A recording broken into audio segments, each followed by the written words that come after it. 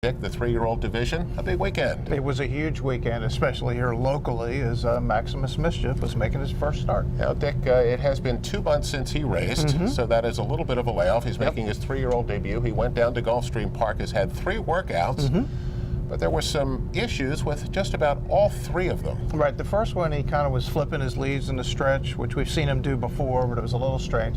Second one, he went fast early, slow late. Right. Then the third one, they had to postpone it by a couple of days because of the weather, so he actually worked the Monday of the race. Typically, they like to work them the Saturday before the race. So, yeah, not terrible, but not perfect either. And we've discussed it many times here on the show before. When you're competing at this level, you really do want things to go as the game plan suggests. Right, and sometimes there's nothing you can do about it. Things change, and they wanted to get Jose Ortiz on the horse prior to the race. Jose got a chance to work him on Monday before the race, and obviously he was riding him for the first time. Well, Dick, we have a lot to get to, so let's go down to Gulfstream Park for the Holy Bull. It's a distance 1 mile and 1/16, a big pot of $350,000, and again starting to accumulate those all-important Derby points. Dick, Maximus Mischief drew post number 8. It's a very short run into that first turn at a mile 16th at Gulfstream. He gets skipped back down to 4 to 5. Now, Dick, he went a mile and an eighth in the Remsen, so he's actually turning back a little bit in distance today. Right, certainly the distance did not appear to be a concern as he headed into the race, and then they scratched another speed horse on the outside, the 10 going for gold. Looked like there was maybe only 1 or 2 other speed horses, and Maximus Mischief is so fast away from the gate that I was never particularly concerned about what kind of early position he would get. He always gets a great spot. Second choice here is number 6, Mios, who goes off at 2 to 1. He's coming out of the Jim Jerkins barn. He has been down at Gulfstream Park. He won in a 1-turn mile, but this is the first time that he's been around 2 turns. Right, it was an impressive win. He got a 90. He closed nicely, but look, Maximus Mischief on paper, just towers over the field. He has what we call in buyer world omni-figs. Every figure he's ever run is better than any figure any horse in the race has ever earned. Those horses usually don't lose. Well, Dick, there's a lot to talk about after the race, so let's take a look. Here's the running of the Holy Bull. And they're off in the Fasig-Tipton Holy Bull. It was an excellent beginning for Maximus Mischief, who's heading off for the early lead, but down at the inside, Epic Dreamer is on the offensive early, and Epic Dreamer flies away to a 1.5 length lead. Up on the outside, Maximus Mischief gets the 2nd spot early with Mijos away in 3rd. Come On Jerry on the outside 4th, followed by Everfast, who's toward the rail 5th. Federal Case is between horses ahead of Gladiator King. Garter and Tie is 8th, and 9th and last is Harvey Wallbanger.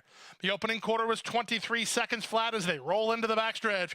Epic Dreamer and Jerardi Ortiz Jr. on top by 2.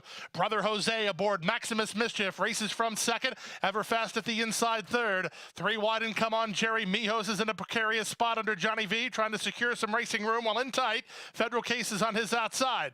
Back to Gladiator King out in the center of the course, 3rd last. 2nd last is Garter and Tie, and Harvey Wallbanger is last. They move to the opening half mile in 46 and 3, and they swing now to the far turn. Up front, it's still Epic Dreamer on top by a 1.5 lengths. Maximus Mischief creeps a bit closer 2nd, but he's given more rein to do it. Back to 3rd in Federal Case, then Everfast. Mijos has got a lot of ground to make up. He just got passed by Harvey Wallbanger, then Garter and Tie. Out the back door are Gladiator King and Come On Jerry as they run to the top of the stretch. It's the Ortiz brothers putting on a show so far. Jerardi Ortiz and an Epic Dreamer have the lead over Jose Ortiz and Maximus Mischief, who's up on the outside 2nd. Harvey Wallbanger got a ground-saving trip. He has the short stretch to work with, but he's under a full head of steam now. Still many chances with less than an eighth to go. Maximus Mischief, Epic Dreamer, Harvey Wallbanger continues to close. Here's Harvey Wallbanger and Epic Fast. It's Harvey Wallbanger! Well, Dick, the first defeat in the career of Maximus Mischief, and we'll talk about some of the issues here in just a second. Epic Dreamer, who was absolutely going to be sent. They said, no way, we're going to be in front. The Kelly Breen horse does get to the lead, but Dick, when Maximus Mischief was asked to make his run on the far turn, Jose really had to start riding him earlier than you would think. He fought tooth and nail to finally get past him in the stretch, but here comes Harvey Wallbanger up the inside at 29 to 1. Everfast at 128 to 1. Rallies late on the outside for 2nd. Maximus ends up finishing 3rd, 29 to 1. 61-20 on Harvey Wallbanger. Talk about the winner here for just a second. Well, the winner was fine under the circumstances, but look, he's just a horse. It was an 85 buyer, which is not a very good number. He'd only broken his maiden. This is what Ken McPeak specializes in, these late running closers. He's great at it.